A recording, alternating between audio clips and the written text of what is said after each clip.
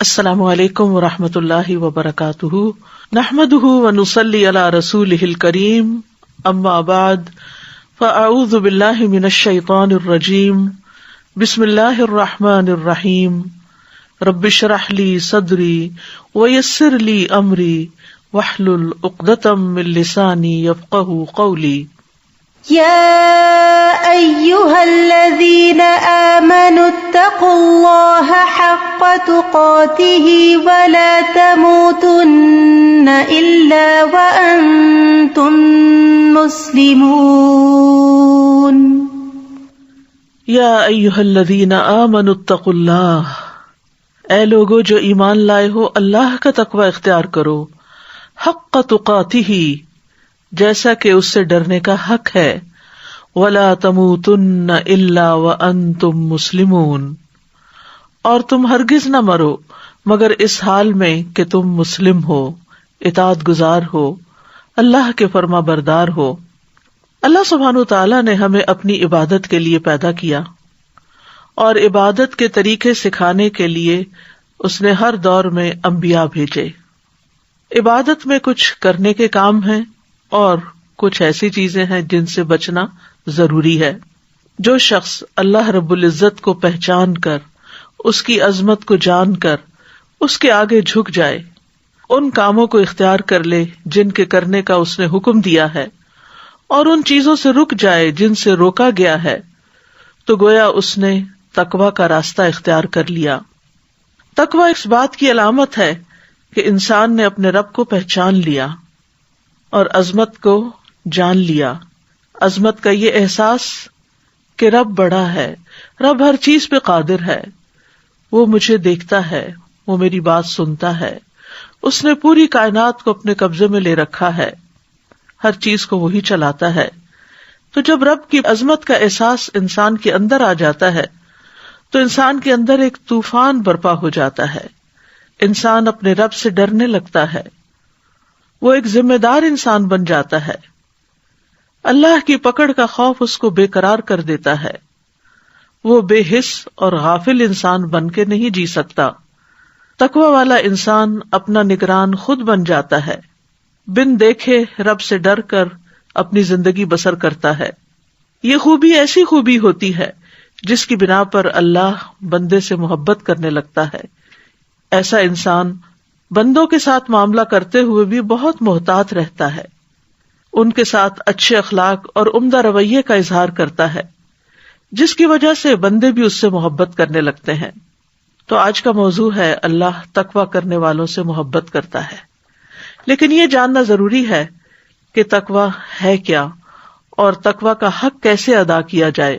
وہ کون سے کام ہیں جن کو کرنے سے یہ پتہ چلتا ہے کہ انسان واقعی متقی ہے۔ جہاں تک سورۃ آل عمران کی اس آیت کا تعلق ہے تو یہ آیت اسلامی اخلاق کے اصولوں میں سے ایک بہت بڑے اصول پر مبنی ہے۔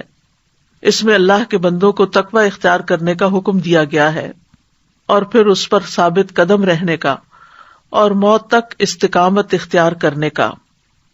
تو تقوی کیا ہے؟ سلف صالحین میں سے ابن مسعود اور دیگر لوگ جیسے حسن بصری، اکرمہ، قتادہ اور مقاتل کہتے ہیں کہ حق تقاتہ کا مطلب ہے کہ اللہ کی اطاعت کی جائے اور اس کی نافرمانی نہ کی جائے، اور یہ کہ اس کا شکر بجا لایا جائے اور اس کی ناشکری نہ کی جائے، اور اس کا ذکر کیا جائے اور اس کو بھلایا نہ جائے، اور خاص طور پر اپنی زبان کی حفاظت کی جائے۔ انس رضی اللہ عنہ سے روایت ہے، وہ کہتے ہیں کہ کوئی بندہ اس وقت تک اللہ سے اس طرح نہیں ڈر سکتا جس طرح کے ڈرنے کا حق ہے، حق تقاتہ ہی ہے، جب تک وہ اپنی زبان کی حفاظت نہ کرے۔ تو کرنے کے کاموں میں سب سے زیادہ اپنی ہی زبان کے شر سے بچنے کی ضرورت ہے۔ اور وَلَا تَمُوتُنَّ إِلَّا وَأَنْتُمْ مُسْلِمُونَ، اور تمہیں ہرگز موت نہ آئے مگر یہ کہ تم اسلام کی حالت میں ہو، یعنی اپنی صحت اور سلامتی کے زمانے میں اللہ کی اطاعت پر قائم رہو اور تمہارا خاتمہ بھی اسی پر ہو۔ انسان کو یہ تو نہیں پتا کہ وہ کب مرے گا، کیونکہ یہ بات اس کے کنٹرول میں نہیں۔ ہاں، اس کا اپنا حال اس کے کنٹرول میں ہوتا ہے کہ وہ اس میں کیا کرتا ہے۔ تو گویا مرتے دم تک، کیونکہ موت کا پتہ نہیں، تو ساری زندگی ہی اللہ کی اطاعت میں گزاری جائے تاکہ جب انسان مرے تو پھر اللہ کا فرما بردار ہو کر مرے، کیونکہ جس طرح کی انسان کی زندگی ہوگی اسی طرح کی موت ہوگی، اور جس طرح کی موت ہوگی اسی حال پر انسان اٹھایا جائے گا. یعنی جو شخص جیسی زندگی بسر کرتا ہے اسی کے مطابق اس کو موت آتی ہے اور اسی کے مطابق پھر وہ قبر سے اٹھایا جائے گا. تو اللہ سبحانہ وتعالی ہم سب کو توفیق دے کہ ہم اللہ کی اطاعت میں ہی زندگی بسر کریں اور حقیقی معنوں میں ہمارے اندر تقویٰ پیدا ہو جائے. تقویٰ کا لفظ جو ہے یہ عربی زبان کے مادے واو قاف یا سے ہے. اصل میں یہ تھا وقوہ، لیکن پھر یہ تقویٰ ہوا، جس کا مطلب ہے ایک چیز کو دوسری چیز کے ساتھ ہٹانا اور دور کرنا. تو متقی انسان اپنے آپ کو نیک عمل کے ذریعے نافرمانی اور اس کے نتیجے میں آنے والے عذاب سے بچاتا ہے. عربی میں تقویٰ کا معنی ہے الصیانہ، الحذر، الحمایہ اور الحفظ. تو صاحب لسان العرب کہتے ہیں کہ تقویٰ کہتے ہیں خود کو عیبوں سے بچانا اور بچاؤ اور احتیاط اور حفاظت اختیار کرنا. یعنی شریعت میں کمال درجے پر ہر اس چیز سے بچنا جو قیامت کے دن نقصان دے، یعنی اللہ تعالیٰ کے اوامر کو بجا لانا اور نواہی سے اجتناب کرنا. متقین وہ ہوتے ہیں جو گناہوں سے بچتے ہیں اور فرائض ادا کر کے اپنے آپ کو عذاب سے بچاتے ہیں. حضرت علی رضی اللہ عنہ کہتے ہیں کہ تقویٰ گناہوں پر اصرار کو چھوڑ دینا ہے. یعنی انسان کمزور ہے، انسان سے گناہ ہو جاتے ہیں، لیکن متقی انسان گناہ پر اصرار نہیں کرتا، غلطی ہونے پر وہ فوراً اللہ کی طرف رجوع کرتا ہے. اور فرمایا کہ تقویٰ کیا ہے؟ الخوف من الجلیل والعمل بالتنزیل والقناعۃ بالقلیل والاستعداد لیوم الرحیل. اللہ عز و جل سے ڈرنا، وحی الہی یعنی قرآن و سنت پر عمل کرنا، تھوڑے پر قناعت کرنا اور موت کی تیاری کرنا، اور یہ کہ تمہارے اور تمہارے رب کے درمیان کوئی بچاؤ ہو، یعنی اللہ کے عذاب سے بچ جاؤ. ان تجعل بینک و بین عذاب اللہ وقایہ. اور پھر یہ کہ تقویٰ یہ ہے کہ انسان اللہ کی عبادت ایسے کرے جیسے اس کو دیکھ رہا ہے، اور اگر وہ نہیں دیکھتا تو اللہ تو اس کو دیکھتا ہی ہے، اور یہی تعریف احسان کی بھی ہے. ابن قیم رحمۃ اللہ علیہ تقویٰ کی مختلف شرعی تعریفات بیان کرتے ہوئے کہتے ہیں کہ حقیقت میں شرعی تقویٰ اللہ کی اطاعت میں کیا جانے والا وہ عمل ہے جو ایمان کی حالت میں اور اجر کی نیت رکھتے ہوئے اللہ کے احکامات پر عمل کرنے اور اس کی منہیات کہتے ہیں جن چیزوں سے منع کیا گیا ہے اس سے بچنے کی صورت میں سر انجام دیا جاتا ہے. بس اللہ نے جو حکم دیا ہے متقی انسان حکم دینے والے پر ایمان لاتے ہوئے اور اس کے وعدے کی تصدیق کرتے ہوئے اس پر عمل کرتا ہے، اور جس چیز سے اللہ نے منع کیا ہے وہ منع کرنے والے پر ایمان لاتے ہوئے یعنی اللہ سبحانہ تعالیٰ پر ایمان لاتے ہوئے اور اس کے عذاب سے ڈرتے ہوئے اس کو چھوڑ دیتا ہے. بعض سلف تو یہ بھی کہتے ہیں کہ تم تقویٰ کی حقیقت کو اس وقت تک نہیں پہنچ سکتے جب تک کہ تم ایسے کام بھی نہ چھوڑ دو جن میں کوئی حرج نہیں، اسی بات سے بچتے ہوئے کہ حرج والے کاموں میں نہ پڑ جاؤ. تم مباح چیزیں بھی اس لیے چھوڑ دو کہ ممنوع سے بچ جاؤ. فیروز آبادی کہتے ہیں کہ تقویٰ سے مراد ہر اس چیز سے پرہیز کرنا ہے جس میں نقصان ہو، یعنی نقصان دینے والی اور خصوصاً آخرت میں نقصان دینے والی چیزوں سے بچنا، اور وہ ہے نافرمانی اور فضول کام، لغو کام. اسی طرح ابن عمر رضی اللہ عنہ کہتے ہیں کہ بندہ تقویٰ کی اصل حقیقت کو نہیں پہنچ سکتا جب تک کہ وہ بات بھی نہ چھوڑ دے جو دل میں کھٹکتی ہو، یعنی دل میں شک ڈالنے والی اور کھٹکنے والی بات کو بھی چھوڑ دینا چاہیے. اسی طرح یہ بھی کہا گیا ہے کہ تقویٰ سے مراد نفس کی لذتوں کو ترک کر دینا اور خواہشات کی مخالفت کرنا ہے. عمر رضی اللہ عنہ نے ابی ابن کعب سے تقویٰ کے بارے میں پوچھا تو انہوں نے کہا، کیا آپ خاردار رستے سے گزرے ہیں؟ انہوں نے کہا کیوں نہیں؟ ابی ابن کعب نے کہا تو آپ کیا کرتے ہیں؟ عمر رضی اللہ عنہ کہتے ہیں سمٹ کر، کپڑے بچا کر اور بھرپور کوشش کر کے احتیاط سے گزرتا ہوں۔ ابی ابن کعب نے کہا یہی تقویٰ ہے، یعنی گویا دنیا ایک خاردار جنگل ہے جس میں طرح طرح کی آزمائشیں ہیں، اس میں انسان کے لیے اٹریکشنز ہیں، ڈسٹریکشنز ہیں، جس کی وجہ سے وہ اپنے سیدھے راستے سے بھٹک جاتا ہے۔ تو انسان ایسی تمام چیزوں میں الجھنے کی بجائے، ان تمام امور میں پڑنے کی بجائے جو انسان کو اللہ سے دور لے جائیں، وہ بچتے سنبھلتے ہوئے سیدھے راستے پر چلتا رہے تاکہ اپنی منزل کو پہنچ سکے۔ بعض علماء کہتے ہیں تقویٰ تمام کا تمام اس آیت میں جمع ہے، اور وہ آیت ہے ان اللہ یأمر بالعدل والإحسان وإیتاء ذی القربى وینہی عن الفحشاء والمنکر والبغی یعظکم لعلکم تذکرون۔ بے شک اللہ حکم دیتا ہے عدل کا، احسان کا، رشتہ داروں کو دینے کا، اور روکتا ہے بے حیائی کے کاموں سے، برائیوں سے اور سرکشی سے۔ وہ تم کو نصیحت کرتا ہے تاکہ تم نصیحت حاصل کرو۔ تو اس میں کرنے کے کام بھی بتا دیے گئے اور جن چیزوں سے رکنا چاہیے ان کے بارے میں بھی بتا دیا گیا۔ اسی طرح رسول اللہ صلی اللہ علیہ وسلم کی ایک حدیث سے ہمیں پتہ چلتا ہے کہ تقویٰ کا مقام دل ہے، کیونکہ دل ہمارے سارے اعضاء کو کنٹرول کرتا ہے، باقی اعضاء اسی کی بات مانتے ہیں۔ تو رسول اللہ صلی اللہ علیہ وسلم نے اپنے دل کی طرف اشارہ کرتے ہوئے فرمایا التقویٰ ہا ہنا، التقویٰ ہا ہنا، التقویٰ ہا ہنا، کہ تقویٰ یہاں ہے۔ یعنی دل اگر درست ہو جائے، قلب سلیم بن جائے تو ہی انسان کو تقویٰ حاصل ہوتا ہے، کیونکہ اللہ کا ڈر، اللہ کی محبت، اللہ کی اطاعت کا احساس اور جذبہ، یہ سب کچھ انسان کے دل کے اندر ہی ہوتا ہے۔ ابن قیم رحمہ اللہ کہتے ہیں کہ تقویٰ کے 3 درجات ہیں۔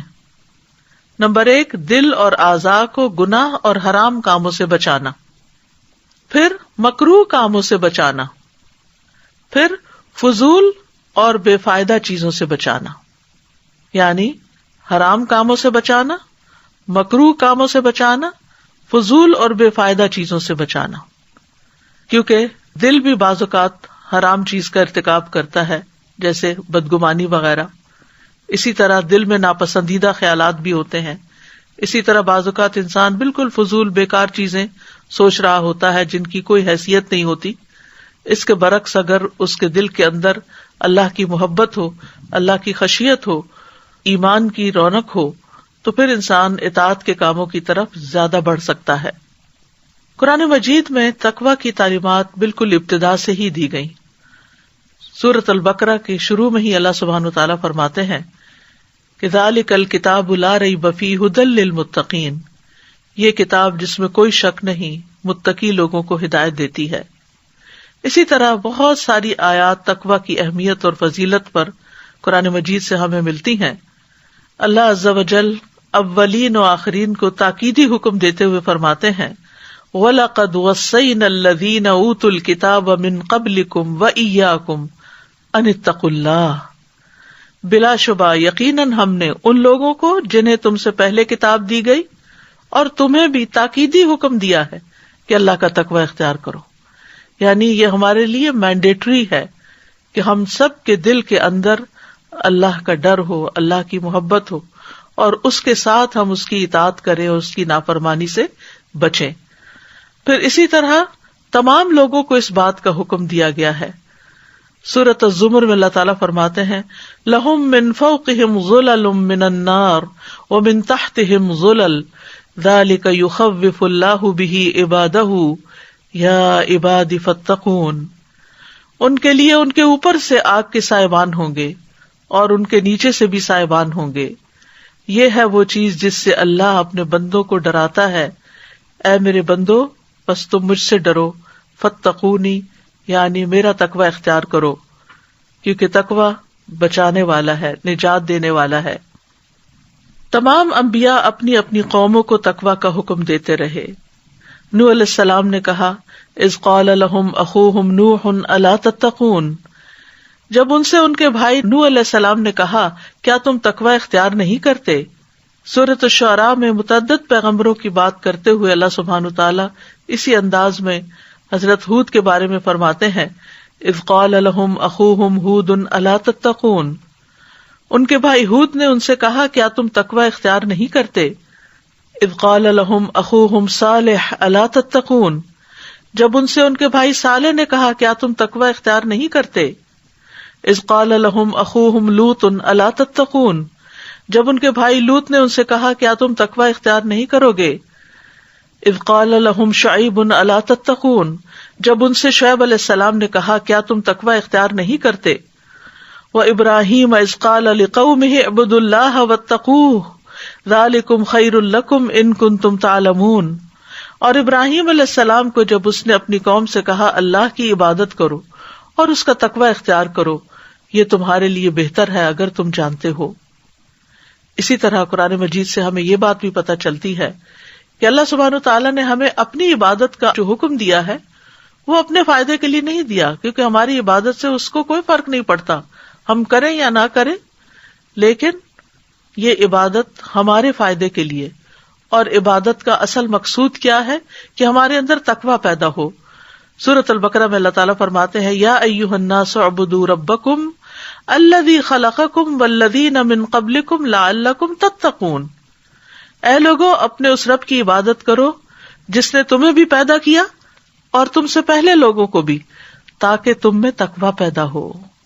رمضان کی آمد ہے، اور رمضان کے روزوں کا مقصد بھی ہمارے اندر تقوی پیدا کرنا ہے، لہذا اس مہینے کی مناسبت سے بھی ہم سب کو اپنا یہ گول رکھنا چاہیے، مقصد رکھنا چاہیے کہ اس مہینے میں روزے رکھ کر، تراویح پڑھ کر، قرآن کی تلاوت کر کے، قرآن کو سمجھ کے، صدقہ خیرات کر کے، کیونکہ شہر المواسات بھی ہے، انسانوں کی ہمدردی کرتے ہوئے ان ساری باتوں کے نتیجے میں جو چیز ہمارے اندر آنی چاہیے، کیونکہ یہ سب تو وسائل ہیں، ذرائع ہیں، لیکن ہمیں کیا کرنا ہے؟ ان سب کاموں کو کر کے یہ دیکھنا ہے کہ ہمارے اندر اللہ کا ڈر پیدا ہو رہا ہے یا نہیں، ہمیں اللہ سے محبت ہو رہی ہے یا نہیں، ہم اللہ کے قریب ہو رہے ہیں یا نہیں۔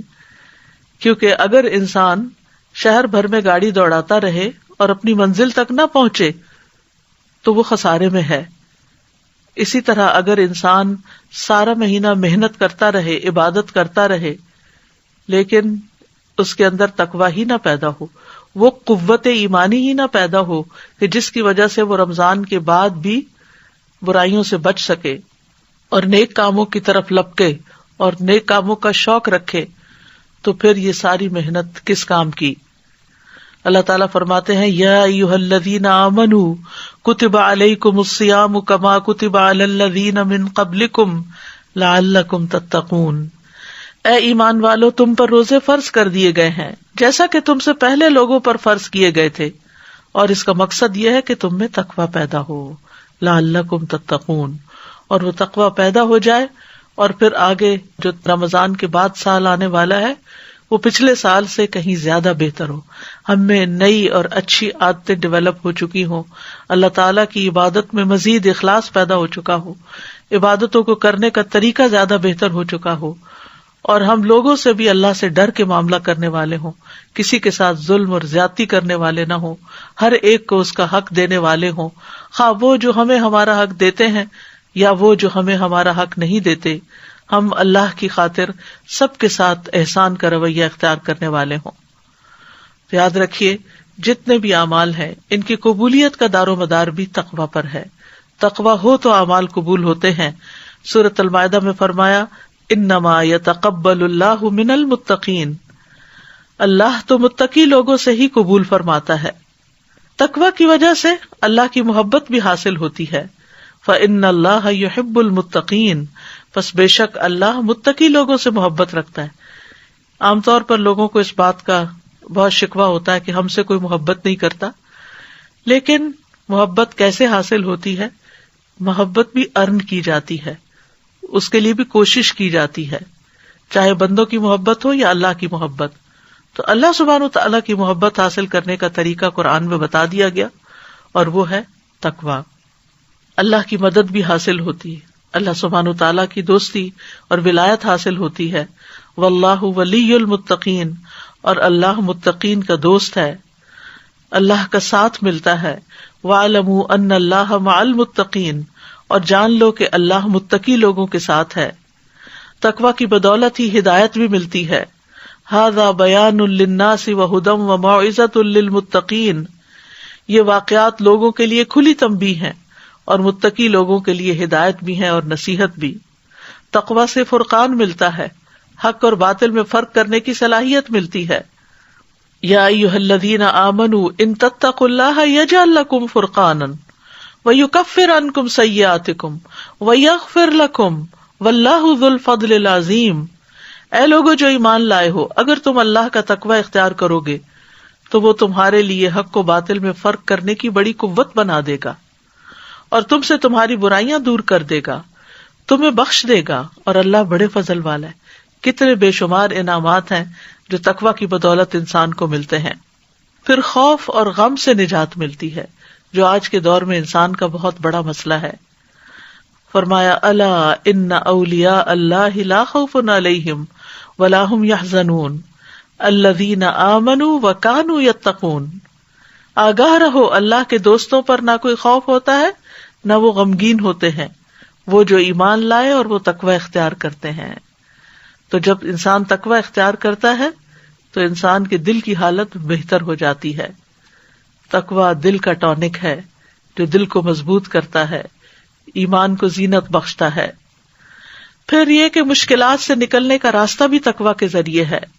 سورۃ الطلاق میں اللہ تعالیٰ فرماتے ہیں وَمَن يَتَّقِ اللَّهَ يَجْعَل لَّهُ مَخْرَجًا وَيَرْزُقْهُ مِنْ حَيْثُ لَا يَحْتَسِبُ، جو کوئی اللہ کا تقوی اختیار کرے گا تو وہ اس کے لیے مشکلات سے نکلنے کا راستہ پیدا فرما دے گا اور وہ اس کو وہاں سے رزق عطا فرمائے گا جہاں سے اس کا گمان بھی نہ ہوگا۔ پھر یہ کہ اللہ تعالیٰ معاملات کو آسان کر دیتے ہیں۔ وَمَن يَتَّقِ اللَّهَ يَجْعَل لَّهُ مِنْ أَمْرِهِ يُسْرًا، جو کوئی اللہ کا تقوی اختیار کرے گا تو اللہ اس کے لیے ہر معاملے میں آسانی پیدا فرما دے گا۔ گناہوں کی معافی اور اجر عظیم کا وعدہ کیا گیا ہے تقوی کے ساتھ۔ وَمَن يَتَّقِ اللَّهَ يُكَفِّرْ عَنْهُ سَيِّئَاتِهِ وَيُعْظِمْ لَهُ أَجْرًا، جو اللہ کا تقوی اختیار کرے گا اللہ اس سے اس کی برائیوں کو دور فرما دے گا اور وہ اس کو بہت بڑا اجر عطا فرمائے گا۔ قیامت کے دن تکلیف اور غم سے نجات بھی تقوی کی بدولت ملے گی۔ وَيُنَجِّ اللَّهُ الَّذِينَ اتَّقَوْا بِمَفَازَتِهِمْ لَا يَمَسُّهُمُ السُّوءُ وَلَا هُمْ يَحْزَنُونَ، اور اللہ نجات دے دے گا ان لوگوں کو جنہوں نے تقوی کیا، ان کی کامیابی کی بنا پر، نہ تو ان کو وہاں کوئی تکلیف پہنچے گی اور نہ ہی وہ غمگین ہوں گے۔ کامیابی تقوی کی بنا پر ہے۔ ان للمتقین مفازا، متقین کے لیے یقیناً کامیابی کا ایک مقام ہے، آخرت کے درجات کی بلندی بھی اسی سے ہے۔ والذین اتقوا فوقهم یوم القیامہ، وہ لوگ جنہوں نے تقوی اختیار کیا وہ قیامت کے دن ان سے اوپر ہوں گے۔ جنت کی بشارت بھی تقوی والوں کے لیے ہے۔ وَسَارِعُوا إِلَىٰ مَغْفِرَةٍ مِّن رَّبِّكُمْ وَجَنَّةٍ عَرْضُهَا السَّمَاوَاتُ وَالْأَرْضُ أُعِدَّتْ لِلْمُتَّقِينَ، اور اپنے رب کی بخشش اور اس جنت کی طرف دوڑ کر چلو جس کا عرض آسمانوں اور زمین کے برابر ہے۔ یعنی نیکیوں میں پیچھے نہ رہو، دوڑ دوڑ کر بھاگ بھاگ کر اچھے کام کرو۔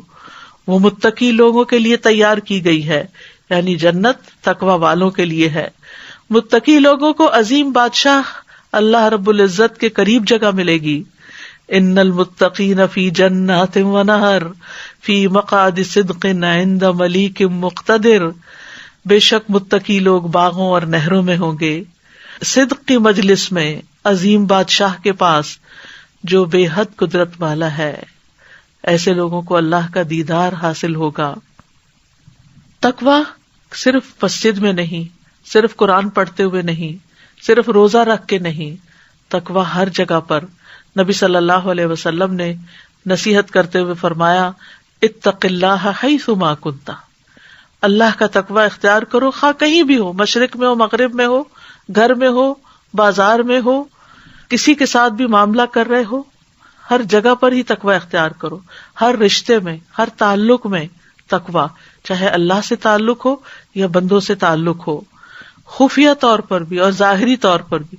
یعنی تقوی کا صرف اظہار نہیں کیا جاتا کچھ مخصوص لباس پہن کے یا مخصوص شکل اور حیت بنا کر، بلکہ اس کا تعلق ظاہر سے زیادہ دل کے اندر ہے. وہ لباس التقویٰ کی بات جو قرآن میں آتی ہے وہ بھی دراصل دل کا لباس ہے کہ دل کے اندر شرم و حیا ہو، ایسی اللہ کی خشیت ہو کہ جس کی وجہ سے انسان ہر ایک کے ساتھ معاملہ درست رکھے. ابو ذر رضی اللہ عنہ سے مروی ہے کہ رسول اللہ صلی اللہ علیہ وسلم نے ان سے فرمایا، میں تمہیں تمہارے خفیہ اور ظاہر ہر معاملے میں اللہ کے تقویٰ کی وصیت کرتا ہوں. اور پھر یہ ہے کہ استطاعت کے مطابق تقویٰ اختیار کرنا چاہیے. نبی صلی اللہ علیہ وسلم نے معاذ رضی اللہ عنہ کو یمن کی طرف بھیجا تو انہوں نے کہا، اللہ کے رسول مجھے کوئی وصیت فرمائیں. آپ نے فرمایا، حسب استطاعت اللہ کا تقویٰ اختیار کرو. یعنی اس کا یہ مطلب نہیں کر سکتے تو کرو اور نہیں تو نہیں. سورۃ آل عمران کی اس آیت نے حق تقاتی ہی کی بات کر کے کہ اس کا حق ادا کرو، کیونکہ تقویٰ ہر نیکی کی بنیاد ہے، ہر نیکی کی جڑ ہے، ہر خیر کو جمع کرنے کا ذریعہ ہے، اور تقویٰ ہمارے اعمال کو خوبصورت بنا دیتا ہے. ابو ذر کہتے ہیں، میں نے عرض کیا، یا رسول اللہ مجھے کوئی نصیحت فرمائیے. آپ نے فرمایا، میں تمہیں اللہ کے تقویٰ کی نصیحت کرتا ہوں، کیونکہ تقویٰ تمہارے تمام معاملات کو خوبصورت بنانے والا ہے. اللہ کے ہاں عزت بھی تقویٰ والوں کی ہے. ان اکرمکم عند اللہ اتقاکم. آپ سے پوچھا گیا سب سے زیادہ معزز کون ہے، تو آپ نے فرمایا وہ جو سب سے زیادہ متقی ہو، وہ سب سے زیادہ عزت والا ہے. کہ ان اکرمکم عند اللہ اتقاکم. امام شافعی کہتے ہیں جس کو تقویٰ معزز نہ بنائے اس کے لیے کوئی عزت نہیں. یعنی جو تقویٰ اختیار کر کے باعزت نہیں بنا وہ باعزت نہیں ہے. قیامت کے دن تقویٰ والوں کو نبی صلی اللہ علیہ وسلم کا ساتھ ملے گا. معاذ بن جبل کہتے ہیں کہ رسول اللہ صلی اللہ علیہ وسلم نے فرمایا، بے شک تمام لوگوں میں سب سے زیادہ میرے قریب متقی ہیں، خواہ وہ کوئی بھی ہو اور کہیں بھی ہو. یعنی کسی بھی رنگ کے، نسل کے، کسی بھی علاقے کے، اور کہیں بھی رہتے ہوں، قریب رہتے ہوں یا دور رہتے ہوں. لیکن قیامت کے دن جتنا زیادہ جس کے اندر تقویٰ ہوگا وہ اتنا ہی زیادہ نبی صلی اللہ علیہ وسلم کے قریب ہوگا. تقویٰ کو بڑھانے کے لیے کیا کرنا چاہیے؟ نمبر 1، اللہ کی کتاب کو مضبوطی سے پکڑنا چاہیے.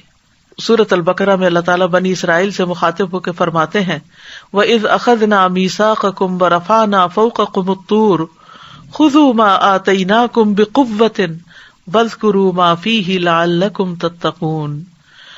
جب ہم نے تم پر طور پہاڑ کو بلند کر کے تم سے پختہ عہد لیا تھا. کیا عہد تھا؟ کہ جو کتاب ہم نے تمہیں دی ہے اس پر مضبوطی سے عمل پیرا ہونا، اور جو احکام اس میں درج ہیں انہیں خوب یاد رکھنا، شاید کہ تم متقی بن جاؤ. تو اس سے یہ پتہ چلتا ہے کہ تقویٰ کے لیے سب سے اہم چیز قرآن مجید کو پکڑ کے رکھنا، اسے پڑھنا، اسے سمجھنا، اس میں تدبر کرنا، اور اسے زندگی بھر کا ساتھی بنانا تاکہ وہ قبر میں بھی ہمارا ساتھی ہو. دوسری چیز، سنت رسول اللہ صلی اللہ علیہ وسلم کی پیروی کرنا. ایک شخص نے عمر بن عبدالعزیز کو لکھا جس میں اس نے تقدیر کا مسئلہ پوچھا، تو انہوں نے جواب میں لکھا، اما بعد میں تمہیں اللہ سے ڈرنے کی وصیت کرتا ہوں، اور یہ کہ اس کے معاملے میں اعتدال سے کام لو، اللہ کے نبی کی سنت کا اتباع کرو، اور بدعت کرنے والوں کی بدعات سے دور رہو، جبکہ آپ کی سنت جاری ہو چکی ہے، اس میں لوگوں کی ضروریات پوری ہو چکی، پس سنت کو لازم پکڑو، کیونکہ اللہ کے اذن سے وہ تمہارے لیے بچاؤ کا ذریعہ ہے. پھر اللہ کے راستے کی اتباع کرنا اور دوسرے راستے چھوڑ دینا. وَأَنَّ هَذَا صِرَاطِي مُسْتَقِيمًا فَاتَّبِعُوهُ وَلَا تَتَّبِعُوا السُّبُلَ فَتَفَرَّقَ بِكُمْ عَنْ سَبِيلِهِ ذَلِكُمْ وَصَّاكُمْ بِهِ لَعَلَّكُمْ تَتَّقُونَ. اور بلا شبہ یہی میری سیدھی راہ ہے، لہذا اسی پر چلتے رہو، اور دوسری راہوں پر نہ چلو ورنہ تمہیں اللہ کے راستے سے جدا کر دیں گی. اللہ نے تمہیں انہی باتوں کا حکم دیا ہے شاید کہ تم متقی بن جاؤ. تو صراط مستقیم کی پیروی کرتے رہنا یہ انسان کو تقویٰ کے اوپر جما دیتا ہے. پھر ہدایت پر استقامت اختیار کرنا. والذین اہتدوا زادہم ھدی وآتاہم تقواہم. جن لوگوں نے ہدایت پائی اللہ ان کو اور زیادہ ہدایت دیتا ہے اور تقویٰ عطا کر دیتا ہے. تو ہدایت کے راستے پر رہنا جو ہے وہ انسان کو تقویٰ کے حصول میں مدد دیتا ہے. تقویٰ کے حصول کے لیے دعا بھی کرنی چاہیے. صحیح مسلم میں ایک دعا آتی ہے جس میں براہ راست تقویٰ کا سوال کیا گیا ہے، اللہم انی اسألک الہدی والتقی والعفاف والغنی. اے اللہ میں تجھ سے ہدایت، تقوی پاک دامنی اور غنا کا سوال کرتا ہوں. اللہم آت نفسی تقواہا وزکیہا انت خیر من زکاہا انت ولیہا ومولاہا. اے اللہ میرے نفس کو تقوی دے، اس کو پاکیزہ کر دے، تو ہی اس نفس کو سب سے بہتر پاک کرنے والا ہے اور تو ہی اس کا کارساز اور مولا ہے. اور چوتھی چیز ہے صحبت صالح. اگر انسان ایسے لوگوں کے ساتھ رہتا ہے جو اپنی زبان کی حفاظت کرتے ہیں، جو اپنی نگاہوں کی حفاظت کرتے ہیں، جو اپنے منہ میں لے جانے والے لقمے کی حفاظت کرتے ہیں کہ وہ حرام کا نہ ہو حلال کا ہو، تو ایسے لوگوں کی کمپنی میں رہنا انسان کے تقوی میں مددگار ہوتا ہے. آیت کے آخری حصے میں فرمایا وَلَا تَمُوتُنَّ إِلَّا وَأَنْتُمْ مُسْلِمُونَ، اور تمہیں موت نہ آئے مگر یہ کہ تم مسلمان ہو. یعنی ساری زندگی تقوی پر قائم رہو، استقامت اختیار کرو تاکہ مرتے وقت بھی تم اللہ کے فرما بردار ہو. تو گویا دوسرے لفظوں میں پھر تقوی کیا ہوا؟ مسلسل اللہ کی فرما برداری کی حالت میں رہنا اور اس کے لیے تگ و دو کرنا. ہم سب جانتے ہیں کہ موت ایک اٹل حقیقت ہے، ہم میں سے ہر ایک کو واپس جانا ہے. کل نفس ذائقۃ الموت، ہر شخص کو موت کا مزہ چکھنا ہے، لہذا اس کی تیاری بہت ضروری ہے. دنیا میں اگر ایک چھوٹا سا سفر بھی درپیش ہو تو گھنٹوں پہلے اور بعض اوقات دنوں اور ہفتوں اور مہینوں پہلے تیاری شروع کر دیتے ہیں. لیکن موت کے لیے ہم کیا تیاری کر رہے ہیں؟ ہم سب کو سوچنا چاہیے کہ آگے کے لیے کیا سامان جمع کیا ہے، کیونکہ جب ہم اللہ کی طرف لوٹ کر جائیں گے تو وہاں یا جنت ہے یا جہنم ہے، اور وہ ایسی جگہ ہے جہاں سے آگے کوئی جگہ نہیں، وہاں سے کوئی واپسی بھی نہیں اور اس کے بعد کہیں اور بھی نہیں جانا. وہ ایسی ہمیشگی ہے جس میں موت نہیں آئے گی. وہاں ایسے جسم ہوں گے جو مریں گے نہیں. لہذا اس وقت کے لیے تیاری کرنی چاہیے اور اس کے لیے اپنی منزل کا تعین ہونا بہت ضروری ہے زندگی میں، اور اس کے لیے تیاری بھی کرنی چاہیے. موت کے لیے تیاری کرنے والا دراصل عقل مند انسان ہے. تو یاد رکھیے یہ زندگی بڑی قیمتی ہے. آج عمل کا وقت ہے اور کل حساب ہوگا اور عمل کا وقت نہیں رہے گا. لہذا عمل کے وقت میں ہمیں عمل کرتے رہنے کی ضرورت ہے. اور انسان کے لیے حسن خاتمہ بہت ضروری ہے. یہاں بنیادی طور پر جس چیز کی بات کی گئی ہے وہ وَلَا تَمُوتُنَّ إِلَّا وَأَنْتُمْ مُسْلِمُونَ، تمہیں موت نہ آئے مگر یہ کہ تم مسلمان ہو، تمہارا انجام اچھا ہو، تمہارا اختتام اچھا ہو. انبیاء علیہم السلام اپنی اولاد کو اسلام کی حالت میں فوت ہونے کی وصیت کرتے رہے. وَوَصَّى بِهَا إِبْرَاهِيمُ بَنِيهِ وَيَعْقُوبُ يَا بَنِيَّ إِنَّ اللَّهَ اصْطَفَىٰ لَكُمُ الدِّينَ فَلَا تَمُوتُنَّ إِلَّا وَأَنْتُمْ مُسْلِمُونَ. اور اسی کی وصیت ابراہیم نے اپنے بیٹوں کو کی اور یعقوب نے بھی. اے میرے بیٹو، بے شک اللہ نے تمہارے لیے یہ دین چن لیا ہے تو تم ہرگز فوت نہ ہونا مگر اس حال میں کہ تم فرما بردار ہو. اللہ سبحانہ تعالیٰ نے نبی صلی اللہ علیہ وسلم کو آخر دم تک اپنی عبادت کا حکم دیا. وَاعْبُدْ رَبَّكَ حَتَّى يَأْتِيَكَ الْيَقِينُ، اور اپنے رب کی عبادت کیجیے حتیٰ کہ آپ کے پاس یقینی بات یعنی موت آ جائے. تو جو لوگ نیکی کے راستے پر فوت ہوں ان کے لیے موت کے وقت خوشخبریاں ہوں گی. یا ایتھا النفس المطمئنہ ارجعی الی ربک راضیۃ مرضیہ فادخلی فی عبادی وادخلی جنتی. اے نفس مطمئنہ، اپنے رب کی طرف لوٹ چل، تو اس سے راضی ہو اور وہ تجھ سے راضی ہو، بس میرے خاص بندوں میں داخل ہو جاؤ اور میری جنت میں داخل ہو جاؤ. کتنا خوبصورت پیغام آئے گا رب کی طرف سے ان لوگوں کے لیے جو فرما برداری کی حالت میں اپنی جان دیں. اللہ ہم سب کا انجام بھی اچھا ہو، لیکن اس کے لیے توحید پر زندگی بھر قائم رہنا، شرک سے بچنا، ریاکاری سے بچنا بہت ضروری ہے. اور وفات کے وقت ہمارا آخری کلام لا الہ الا اللہ ہو، اور اس کے لیے دعا بھی کرنی چاہیے. کثیر بن مرہ کہتے ہیں کہ اپنے مرض الوفات میں معاذ بن جبل نے ہم سے فرمایا کہ میں نے رسول اللہ صلی اللہ علیہ وسلم کی ایک حدیث سن رکھی ہے جو میں اب تک تم سے چھپاتا رہا ہوں، اب بیان کرتا ہوں. میں نے رسول اللہ صلی اللہ علیہ وسلم کو یہ فرماتے ہوئے سنا، جس شخص کا آخری کلام لا الہ الا اللہ ہو اس کے لیے جنت واجب ہو گئی. تو حسن خاتمہ جو ہے وہ بہت ضروری ہے. اس کے لیے کیا کرنا چاہیے کہ ہمارا انجام اچھا ہو؟ نیکی کے راستے پر استقامت. ان الذین قالوا ربنا اللہ ثم استقاموا تتنزل علیہم الملائکۃ الا تخافوا ولا تحزنوا وابشروا بالجنۃ التی کنتم توعدون. یقیناً جن لوگوں نے کہا کہ ہمارا رب اللہ ہے، پھر اس پر استقامت اختیار کی، ان پہ فرشتے نازل ہوتے ہیں، کہتے ہیں کہ نہ ڈرو نہ غمگین ہو، اور اس جنت کی خوشخبری پاؤ جس کا تم سے وعدہ کیا جاتا تھا. ابشروا بالجنۃ التی کنتم توعدون. اچھے خاتمے کے لیے اللہ سے اچھا گمان رکھنا ضروری ہے. اللہ سے ملاقات کی تیاری کرتے رہنا چاہیے، آخرت کے لیے محنت کرنی چاہیے. ومن اراد الآخرۃ وسعى لها سعيها وهو مؤمن فاولئک کان سعیهم مشکورا. جو شخص آخرت کا ارادہ کرے اور اس کے لیے اپنی مقدور پر کوشش بھی کرے، یعنی جتنی کوشش کرنی چاہیے، وسعى لها سعيها، اور وہ مومن بھی ہو، تو ایسے لوگوں کی کوشش کی قدر کی جائے گی. پھر اسی طرح ایمان کے ساتھ فرائض کی حفاظت. نبی صلی اللہ علیہ وسلم نے فرمایا 5 باتیں ہیں جو ان کو ایمان کے ساتھ بجا لایا جنت میں داخل ہوگا. جس نے 5 نمازوں کی حفاظت کی اور ان کے وضو، ان کے رکوع اور سجود اور ان کے اوقات کی بھی حفاظت کی، رمضان کے روزے رکھے، بیت اللہ کا حج کیا اگر زاد راہ کی طاقت رکھتا ہو، اور خوش دلی کے ساتھ زکوٰۃ ادا کی، تو یہ اعمال انسان کو جنت میں لے جانے والے ہیں. ایک اور روایت میں آتا ہے کہ جو شخص اللہ اور اس کے رسول پر ایمان لائے، نماز قائم کرے، رمضان کے روزے رکھے، تو اللہ پر حق ہے کہ وہ اسے جنت میں داخل کرے. اور یہ سب کچھ صرف رمضان کی حد تک نہیں بلکہ ساری زندگی کرتے رہنا ہے. اور پھر خالص اللہ رب العزت کی خاطر کرنا ہے، اخلاص کے ساتھ کرنا ہے، نیک نیتی کے ساتھ کرنا ہے.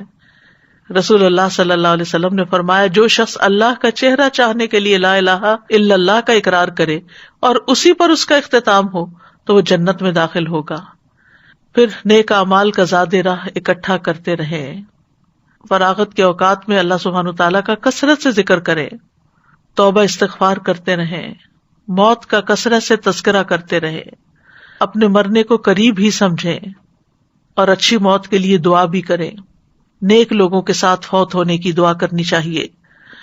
سورۃ آل عمران میں آتا ہے ربنا اننا سمعنا منادیا ینادی للایمان ان آمنوا بربکم فآمنا ربنا فاغفر لنا ذنوبنا وکفر عنا سیئاتنا وتوفنا مع الابرار. اے ہمارے رب، بے شک ہم نے ایک آواز دینے والے کو سنا جو ایمان کے لیے آواز دے رہا تھا کہ اپنے رب پر ایمان لے آؤ، تو ہم ایمان لے آئے. اے ہمارے رب، بس ہمارے گناہ بخش دے اور ہم سے ہماری برائیاں دور کر دے اور ہمیں نیکیوں کے ساتھ فوت کر. پھر اسلام کی حالت میں فوت ہونے کی دعا کرنی چاہیے. ربنا افرغ علینا صبرا وتوفنا مسلمین. اے ہمارے رب، ہم پر صبر انڈیل دے اور ہمیں اس حال میں فوت کر کے ہم فرما بردار ہوں. یوسف علیہ السلام کی دعا ہے انت ولی فی الدنیا والآخرہ توفنی مسلما والحقنی بالصالحین. دنیا اور آخرت میں تو ہی میرا مددگار ہے، مجھے مسلم ہونے کی حالت میں فوت کر اور مجھے نیک لوگوں کے ساتھ ملا دے. اللہ سے اسلام کی حالت میں زندہ رہنے اور اسلام کی حالت میں فوت ہونے کی دعا کرنی چاہیے. اللہم توفنا مسلمین واحینا مسلمین والحقنا بالصالحین غیر خزایا ولا مفتونین. اے اللہ، ہمیں حالت اسلام میں موت عطا فرما، حالت اسلام میں زندہ رکھ اور نیک لوگوں میں شامل فرما کہ ہم نہ رسوا ہوں اور نہ ہی کسی فتنے کا شکار ہوں. تو پھر کرنے کے کام کیا ہیں؟ ہمیں تقویٰ اور اسلام کے ساتھ زندگی بسر کرنی ہے. تقویٰ دل کے حال کا نام ہے اور اسلام ظاہر کا نام ہے، یعنی اپنے ظاہر اور باطن کو خوبصورت بنانا ہے. اور پھر اللہ سبحانہ وتعالیٰ کی خاطر زندگی بسر کرنی ہے، اپنے فرائض ادا کرنے ہیں، کسی نیکی کو حقیر نہیں سمجھنا، چاہے وہ کتنی ہی چھوٹی کیوں نہ ہو. نبی صلی اللہ علیہ وسلم نے فرمایا اللہ عز و جل سے ڈرو اور کسی نیکی کو حقیر مت سمجھو، اگرچہ وہ نیکی اپنے ڈول سے کسی پانی مانگنے والے کے برتن میں پانی ٹپکانا ہی کیوں نہ ہو. پھر اللہ سے ڈرتے ہوئے گناہ چھوڑنے ہیں. رمضان بہترین موقع ہے کہ جس میں ہم گناہوں کو چھوڑ دیں، نمازوں کی پابندی کریں اور بہت سارے نیکی کے کام کریں، قرآن پڑھیں، دعائیں مانگیں کیونکہ روزہ دار کی دعا قبول ہوتی ہے، تراویح کا اہتمام کریں۔ اس سال کرونا وائرس کی وجہ سے لوگ مسجدوں میں اگر نہیں جا سکتے، احتیاط کے تقاضے کے تحت اگر اجتماعی عبادت نہیں ہو سکتی، ہر کوئی اپنے اپنے گھر پر ہے، تو خاص طور پر تراویح کے وقت آپ مصحف کھول کر، چاہے آپ اپنے موبائل فون سے کھولیں یا آپ قرآن مجید سے کھولیں، دیکھ کر تراویح پڑھ سکتے ہیں۔